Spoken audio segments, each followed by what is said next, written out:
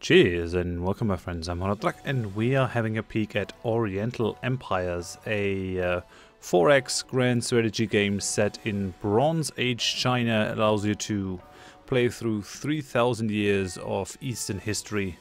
I have been provided by the publisher Iceberg Interactive with a code free of charge so that I could test it out. It is being developed by Shining Pixel Studios, and I've been playing quite a bit of this game the last couple of days. I'm probably gonna do a full series with it at some point. Currently I can't since I'm a bit ill, but I thought I'd do at least some a half-an-hour video with the Let's Peek, because it is going to release today on the 14th of September, and it's actually a really interesting game. The more I play it, the more I like it. So what do you do in this game? Well, it's a bit of a mixture of, I'd say, Civilization, and then Total War is in there, and there's also some Hegemony 3. Now this is an indie game, so it doesn't have the huge budget that the Total War games have, but what it does very well, which I really like. So game options are not all that crazy. The settings are not the most detailed, but that's fine. I'm only playing this on very hard difficulty so far, and the very hard AI is actually quite challenging. I like that in a game.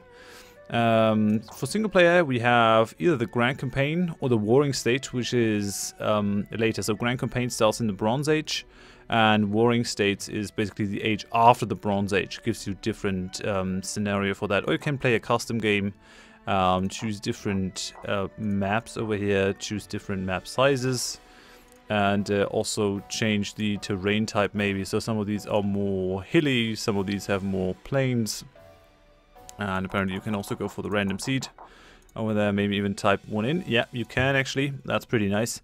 I've been playing mainly the Grand Campaign, and that has actually a huge amount of content in there as well, since there are a lot of different factions that you can play. All of these are Bronze Age Chinese factions. These are the historical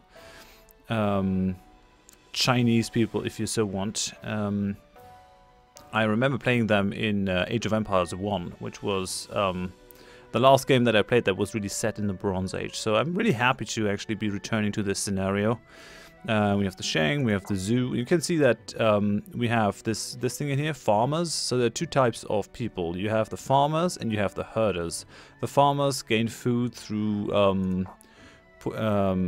yeah, basically working their fields, whereas the herders are working their herds and their flocks and all, and have to treat that. So that's kind of an interesting contrast between the farmers and the herders, because they play differently. So if you start out with, let's say, these guys over here, you can see that we have different development rates. We're going to go into that in a second.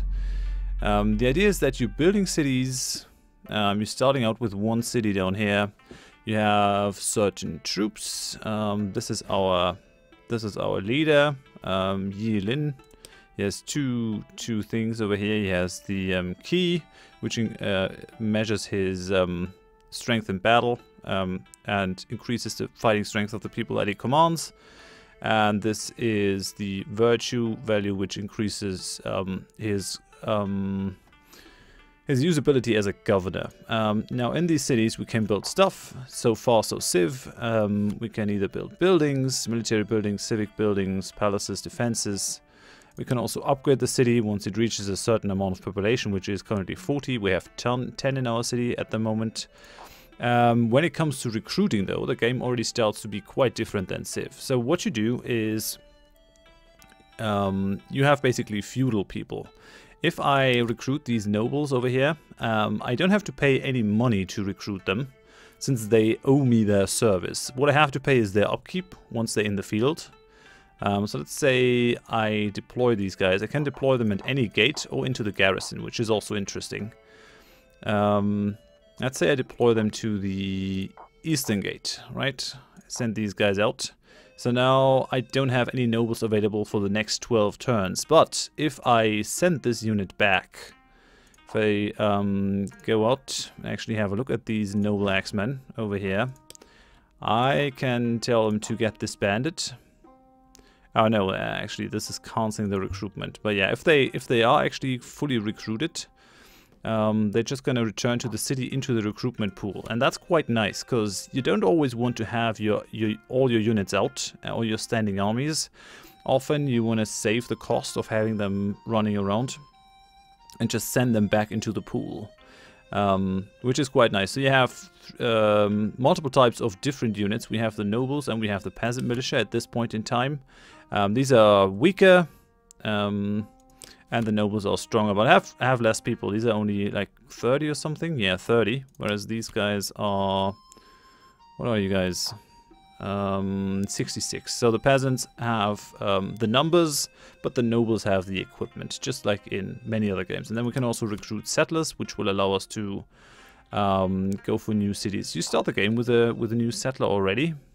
What's new in this is that you can also set your population to do other stuff, which basically are sort of the workers of the civilization series.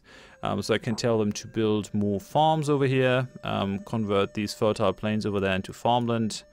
Then they're going to do that. You can see that it takes people away from the available population. So some of them are now building instead of farming. We're just going to reduce the income that we get in terms of food. But later on, this will help us. So you've got to basically invest some work to increase your farming capability. You can also chop these woods down. Once you got the attack, you can build roads, which increase the trade. And you can also create special external buildings. Like if this were close to a river, I could, for example, build a dock and go for sea trade and all that kind of stuff. We can't build anything special out here as of yet, but that's fine. We're going to have other cities for that. Yeah, that's basically it about the cities. They have two different morales, one for the nobles and one for the peasants. So you got to try to keep those two different factions happy.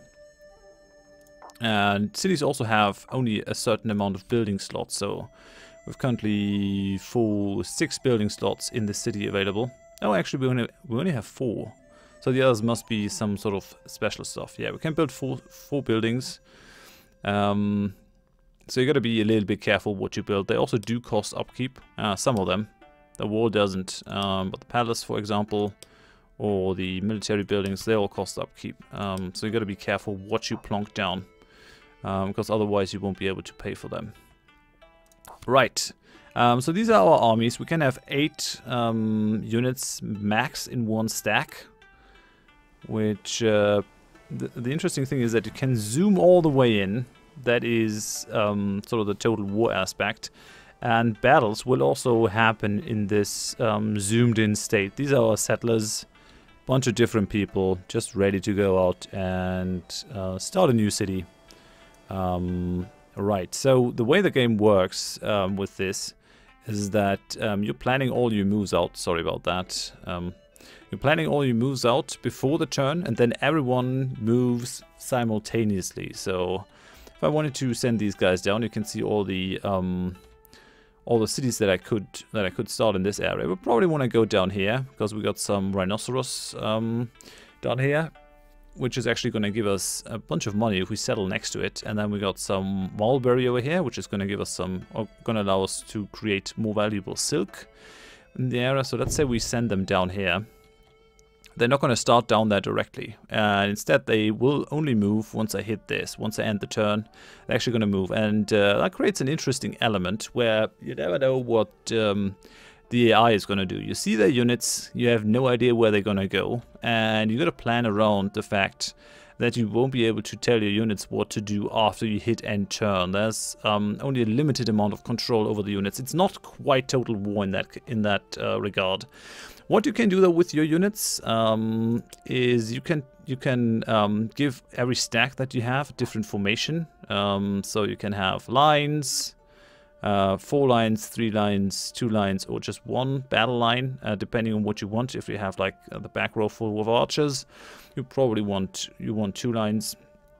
But the more interesting thing is that you can also give these guys battle plans. Like this is the bodyguard unit of our faction leader over here, and currently he's set to attack. So that means that if he meets someone, he's going to try to form a battle line with all of his other units that are set to attack. and then he's just gonna have at them. And they're actually gonna go for quite a fair range of units, so whenever they encounter someone, they're gonna attack. If I set him, for example, to charge, he's just gonna immediately rush off and ride them over. It gives a melee attack bonus, but gives a defense penalty, especially against shooting enemies, so archers, because people are just blindly charging forward.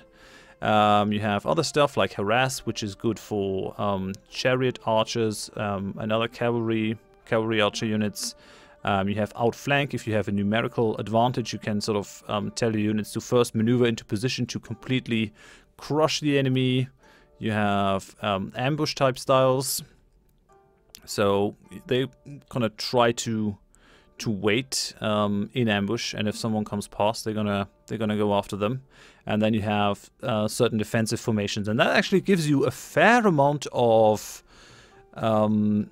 tactical abilities, tactical tools, I might say, to cope with different situations. We're currently in the plains, so it doesn't matter all that much over here how we do it, but for example, you don't want to send chariots into the woods, because they're going to have massive debuffs, since the chariot can't really move all that well in the woods.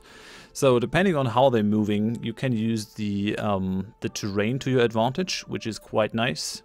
And yeah, you can combine different unit types, archers, cavalry, the usual unit types, to create a pretty big variety of strategies in here. The more I play it, the more I like this kind of management system. What else did I want to go into? Yeah, we got the battle plans. We got these things. People are going to move. So if I hit end turn, it's going to tell me that we don't have any technology queued up. So we're going to have a look into that right now. You are gaining technology in 4 areas. You can have technology in terms of power, craft, thought, and knowledge. So power is everything that has to do with creating a more efficient state. So letting you recruit more units, letting you build bigger walls, roads, all that kind of stuff. Craft is just basically what kind of stuff your civilization can craft. Like making bronze, or doing some metal work, or cutting jade, or producing silk, or doing pottery, all that kind of things. Drilling mines. The thought are the mental and philosophical concepts of your country. They're mainly going to increase your culture or your authority. As you can see down here, increases culture, increases authority. Some of these are prerequisites for others. So for example, we need this to be able to research that. So whenever you have something from another area that is required to move forward there, it's going to be shown in this on this side of the research screen. So for example, we need this from the thought area. Where is it? Over here, to be able to research the bamboo strips, which is quite interesting. So yeah, that's the thought, increasing culture authority. I'm going to go into that in a little bit. And then we have the knowledge, what we know. There's the calendar, astronomy, hot cold theory, medicine, but also the making of bows, domestication of horses, all that kind of stuff. You can see that it is set in 3 different areas. So we're currently in the Bronze Age. Then we're going to have the Warring States era. We need to complete a certain amount of tech in the previous era to actually move forward to the next one, which is quite nice. And then we have the Imperial era, which is going to be... Actually, not sure how far that actually reaches historically, but yeah, the game says it covers about 3,000 years of Chinese history, so that's quite a bit. Right, so that's technology and culture. The importance about the I want to show this. Yeah, this over here. So these are the two important things that you get from tech and various other stuff. You have authority and you have culture. Culture is your measurement of how refined your people are, and if your culture is higher than the culture of your surrounding neighbors, then they're gonna look up to you and they're gonna pay more for your wares. And authority is the sort of how organized your government is, and that determines how many cities you can effectively have. So one authority will only allow me to have one city. If I have more cities than one at this point, we're going to have revolts, and it's going to be very difficult to hold on to that kind of territory then, without increasing our authority by either tech or by some of our guys. Like our leader currently has 0 authority, but can gain authority. And you can also have successions. If our leader dies, our heir over here, Tian Shen, will take over, but it's going to have a negative authority at the start of his reign, just because people don't really trust him and all that. So you will have to cope with sort of a power vacuum at the very beginning. And this directly feeds into the win conditions. There are a couple of win conditions. There's the conquest victory, where you try to just get 65% of the population under your thumb. You can convince other people to actually recognize you as the rightful emperor of China. That's also something. 75% of all the populations recognize you as the emperor. You are going to win. And then you can go for cultural victory as well, just trying to get as many cultural points as possible, at least 50, and then also have 50% more points than the next guy. Or if the turns run out, you're just going to win by points, which is quite interesting. This shows you your own guys. You can actually automate the game in various areas: technology, settlements, farming, and all that. This also shows you the culture and the authority, apart from that other screen. In there, which is quite nice. It sort of shows how early states had real difficulties actually getting the power of the state, bringing it to bear on the people. You have unruly nobles that you want to rein in. You're really not able to have a very big state, which reminds me very much of hegemony, which is basically the same time, at least the hegemony 3, where it goes about the unification of Italy and all that. It's a little bit later, but still, you have very small states that are not heavily organized, and therefore are having these eternal wars against each other because they're just not organized enough to land that final blow. And you kind of have that over here as well. Alright, I think we're done with this one. I think I can show you more if I go to one of my advanced games over here. So what you want to do is you want to build up your area. This is from my live stream game. We have a bunch of cities now. You can see these arrows. That is the trade that is flowing between our cities, but it is also flowing between our cities and some of our neighboring cities, which is interesting, right? You gotta decide if you wanna kill them or if you want to trade with them. That's always kind of a decision that you have to make. If we have a look into our financial summary, we can see that we're gaining 150 from trade, which is actually, I'm quite proud of that. It's pretty difficult at first to get the trade to bloom. You gotta invest quite a bit because the cities actually have to create something that they can export. Like these guys, they don't really have all that much that they can export. They're just creating some not specified local specialties. I mean, the bigger the city, the more their trade value. This is a 52 population city. I've just upgraded that to a tier 2 city to go to the next level. When we actually make this into a huge city, we would need, I think, 100 population. Yeah, so we're only halfway there. But yeah, it already is controlling a bunch more territory. You can see that we can also recruit way more units at the same time. Currently I have none raised of these guys. Just because I don't need it. It saves me a bunch of money not to have these guys active. Right, so we got the trade going over here. Between the cities, we got roads, which increases the trade between these guys. And then we can also build special buildings, like if I wanted to go for over here. I don't have enough money to build the K, but this would allow us to go for water trade over the river, which is more valuable because it's easier to move bigger amounts of wares, of trade goods across the river. We're trading quite heavily at this point. I haven't really been to war all that much. just because I thought it might be better to actually be at peace with my neighbors. We've been fighting with these guys. This is a conquered city over here. You can see the difference in size. This is actually a conquered city of herders. This is not a native Chinese city, whereas this is one of our native cities that I founded. This is a tier 2 city, so it's actually quite a bit bigger than the other one. It doesn't have any walls though. I definitely have to build those at some point. This one does have palisades at this point. The walls can get quite expensive at some point. Do these guys have high level walls? No, they don't. But that's also a pretty big city in the south. For example, we're producing silk over here in Blood Eagle, which actually does a lot for our income. Like you can see that we are gaining a bunch from external trade, just from trading silk with the capital and with the other city to the north of it. And we're also creating some internal trade. So getting more and more stuff built in your cities that people can trade, like you can build the potteries, you can build those copper mines. There's some copper to the west of here, where I should probably build a city at some point. Although it's pretty far off. Oh yeah, there's a nice area for copper mining. So if I can manage to squeeze a city into the area around here, we're actually going to be quite well off, exporting all that copper into our city network. Right,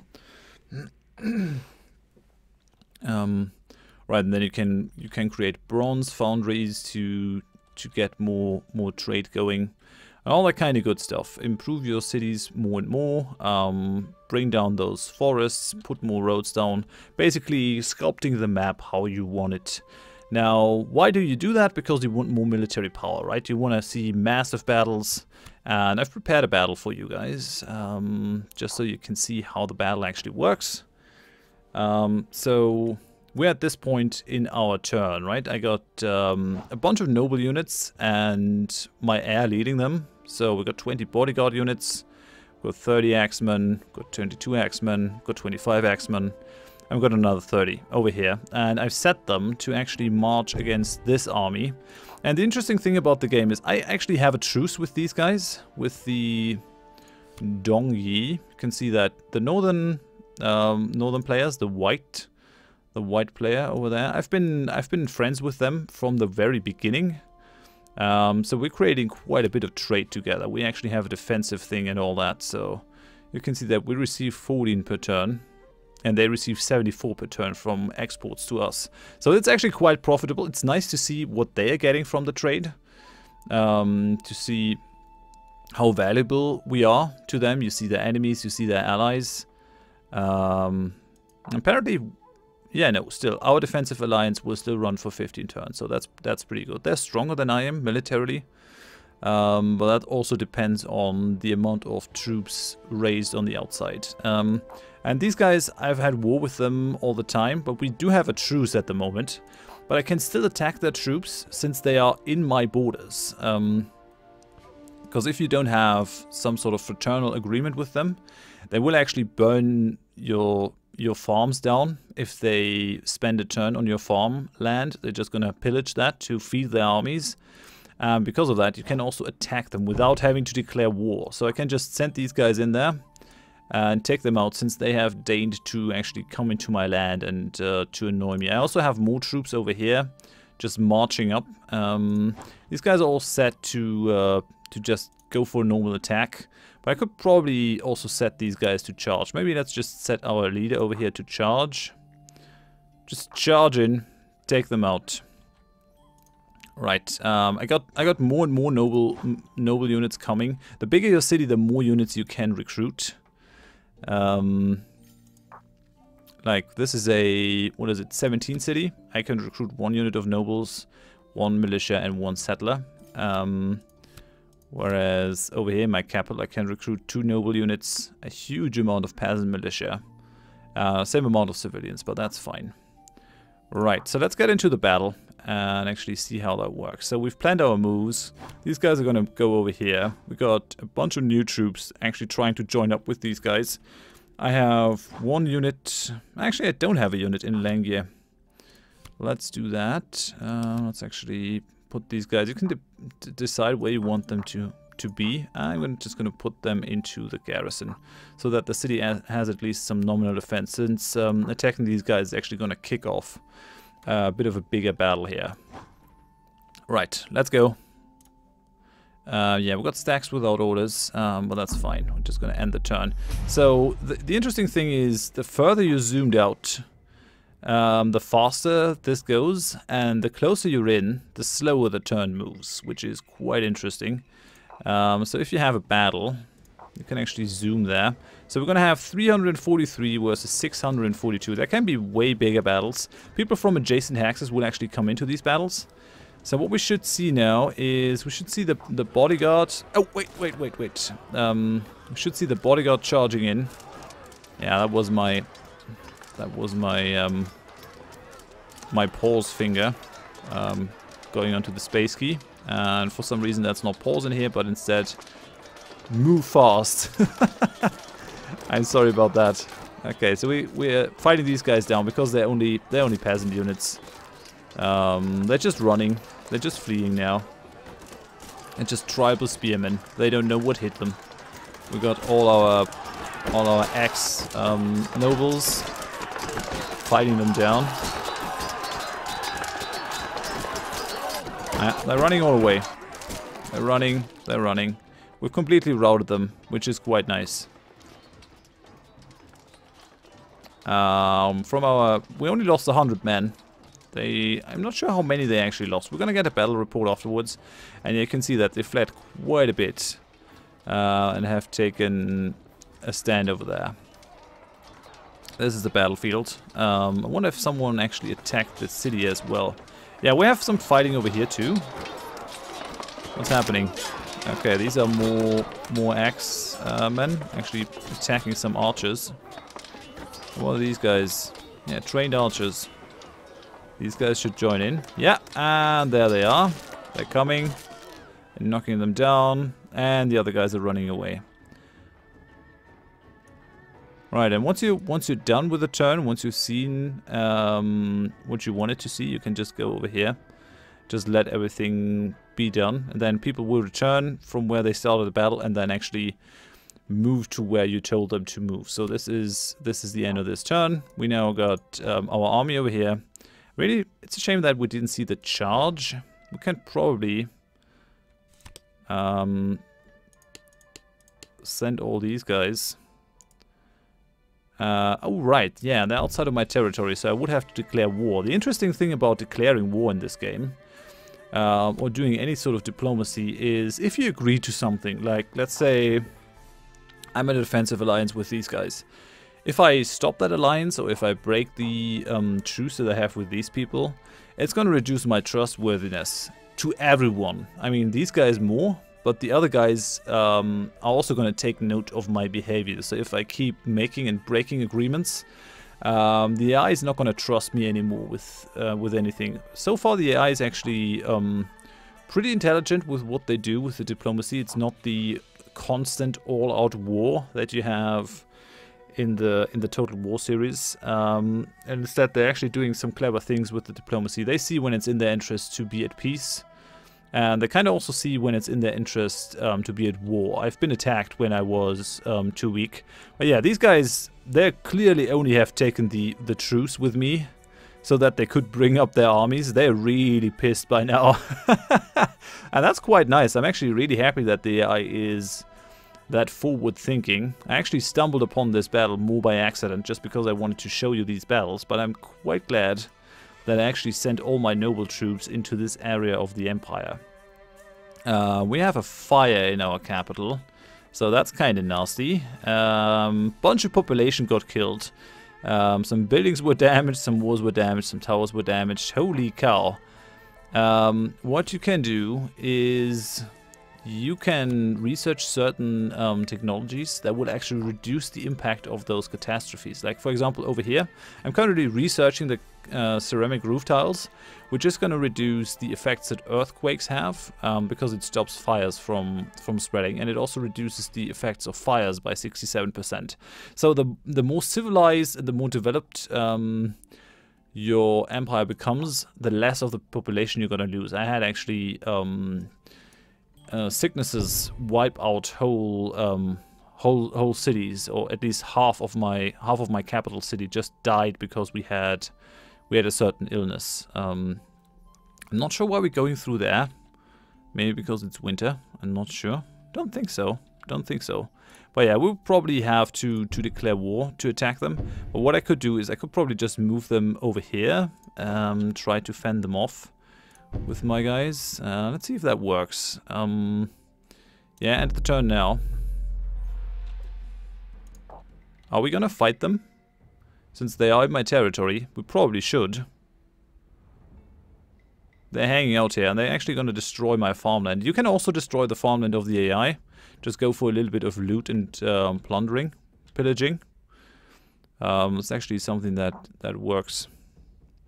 Okay, yeah, they're actually coming into my land to destroy stuff. We probably should end this with a bit of a big battle, if I can make that happen.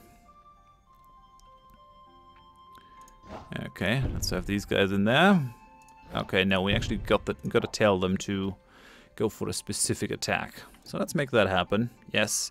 Units, by the way, they do regenerate. If these plus signs are green, they do regenerate. They need to be in the area of their native city, though. Apart from your leaders. So if I have some units over here, these guys, I think, are from my capital city. So if I send them back to the capital city, they're gonna have green plus signs, which means that they're gonna get reinforced again. Units can gain experience, so I have a bunch of rather experienced units over here, which is gonna increase their fighting capability and all that. So maybe some of your very experienced units you don't really want to send back into the unit pool. So you do get to keep the units that you pull out of the pool, but if you don't want to pay the upkeep, then you can just send them back, depending on the size of the city. Right, now let's end this with a big battle over here, and let's see what happens. Yeah, end the turn now. So we're gonna see what happens over here. We're gonna attack these guys. The bodyguard should charge in like crazy over here. Tribal spearmen. Come on, show me my bodyguards. Yeah, bodyguards just ran in. Try to take them out. The other guys are... Oh, they're engaging the other guys. Great. This might not be something that we can win, although they're using a lot of peasant troops. So we're probably able to kick them out. They have double the troops, but yeah, I'm only using noble troops since they're the only troops really worth keeping as a standing army if you're not in dire straits. They're actually doing quite well. Your leaders can get killed though, so it's quite risky to put these guys into charge mode. I'm just doing this for demonstration purposes. Normally I wouldn't do that. I haven't gotten cavalry yet. There are also chariot units that you can get, so there's quite a variety of units that you can employ. Right, we managed to fight these guys off. These are running. These have apparently rallied. Man, they're actually sending huge amount of troops against me. They're still fighting over here. It's all the other guys that we managed to fight off already once in the north. And then they're all fleeing. It's looking good so far. Let's just wrap this up. And they're basically done. And it's you've seen that they're sort of helping each other, right? These guys were quite a bit away from the fight in the south. And actually unlocked the killer achievement. Kill 1,000 enemy soldiers in one game. Okay, that's quite nice to know what I did. So the leader that we had in that battle actually got an increase to his key.